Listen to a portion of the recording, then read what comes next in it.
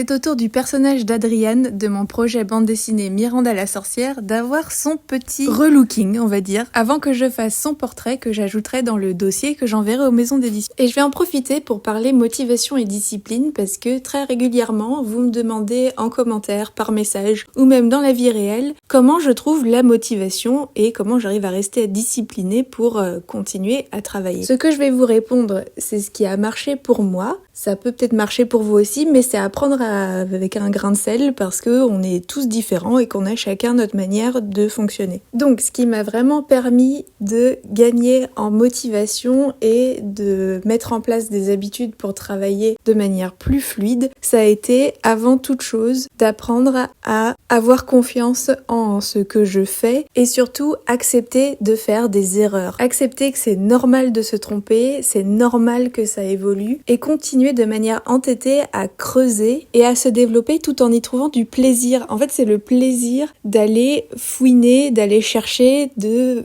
continuer à tester plein de nouvelles choses et apprendre à travailler à son rythme aussi. On vit dans une société aujourd'hui où tout est à 100 à l'heure et tout doit être fait dans l'immédiat, tandis que l'art, ce n'est pas quelque chose d'immédiat, c'est quelque chose qui prend du temps, qui doit être chouchouté. Et je trouve que très souvent, le processus est encore plus passionnant que le résultat final. C'est pour ça qu'on fait les making-of de films. C'est pour ça aussi que très souvent dans les expositions, ils mettent les croquis du travail de l'artiste pour montrer tout le travail en amont de certaines toiles. Et c'est quand j'ai commencé à vraiment comprendre toutes ces choses-là que j'ai enfin trouvé la motivation pour travailler de manière régulière.